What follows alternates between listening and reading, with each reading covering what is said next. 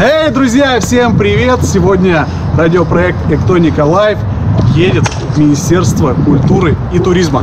Мы идем к самому замечательному человеку, любимцу всех удмуртов. Зовут его Владимир Михайлович Соловьев. Пообщаемся, у нас есть парочку вопросов. Я думаю, что он ответит на эти вопросы. Ну, тоже, погнали! Погнали! Петя, почему вот все алнашские, они такие пробивные? Только в Алнашах предложат тебе там самогонку, баню, мясо и так далее. Песню даже, а не песенку. Эх, мы нам Ярманы. Я думаю, он нас не проклянет после этого дня. Все, посмотрите. Мы заблудились в вашей... Ты не приставай к моим девушкам. Ладно. Так, что хотите? Нам надо поговорить. По роду своей деятельности, наверное, все-таки часто приходится давать интервью, так?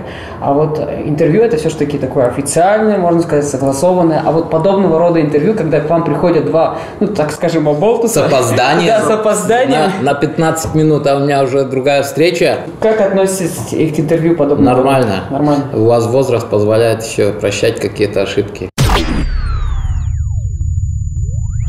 Жечбуреч, Гажаной Шьёс.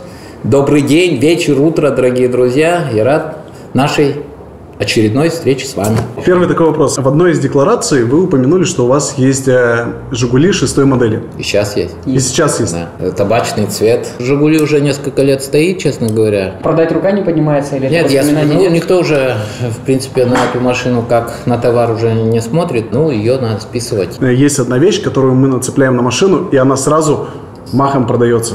Да нет, я продавать не собираюсь. Кому она 20-летняя машина нужна, она. Фирменный подарок от проекта «Эктоника», виниловая наклейка. Теперь ваша табачного цвета шестерка будет просто эксклюзивной. И хотя и стоит в гараже, то... Я самый счастливый человек хотя бы сегодня. Будет отличаться от всех шестерок.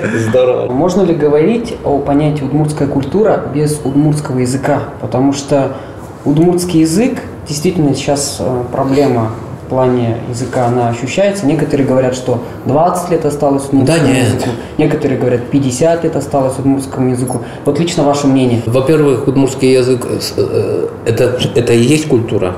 Как можно песню развивать без языка? Я уже не очень молодой человек, да, и у меня есть возможность сравнить, что было 20 лет, 40 лет тому назад, и я понимаю, что вот сейчас, что я услышал, то же самое говорили и 40 лет тому назад. Поэтому, слава богу, все сегодня идет, развивается. Хотелось бы, чтобы, может быть, чтобы больше было удмуртского языка. Это зависит больше от нас. От родителей, от друзей, как мы между собой общаемся. Если будет какая-то внутренняя гордость за то, что ты знаешь. Но ее же надо создать.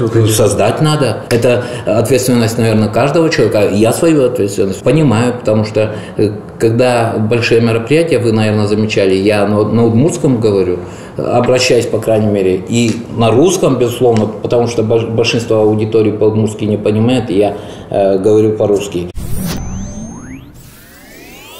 Владимир Михайлович, а это снимать можно? Откуда коньяк берется? Коньяка нет. Нету, только вот кружки, медали, ордена, картины. А вообще министрам дарят коньяки? Бывает, да? Как уж. Бывает. Как уж без подарка.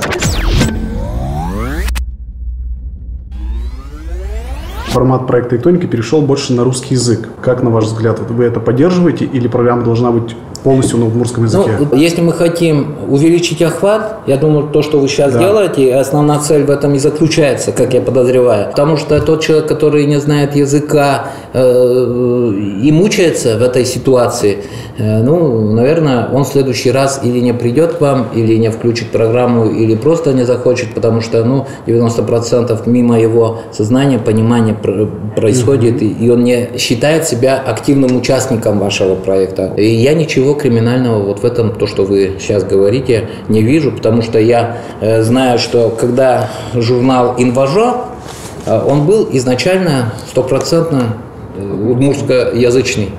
И когда он стал 50 на 50 русский и удмуртский, он стал востребованнее. Потому что, по сути, удмуртская культура, когда идет подача на русском языке, она доступна для более широкой аудитории. Владимир Михайлович, я думаю, что не секрет, вы в свое время пели, причем пели очень даже хорошо.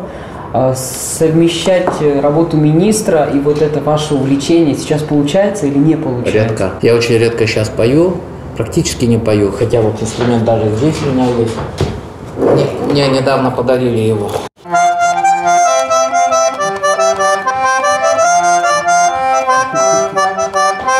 У нас к вам есть предложение воскресить одну из, так сказать, забывших, наверное, таких старинных песен. Как она правильно? Эх, мы нам шаян еры, чагрычева ты ее. Какой год был?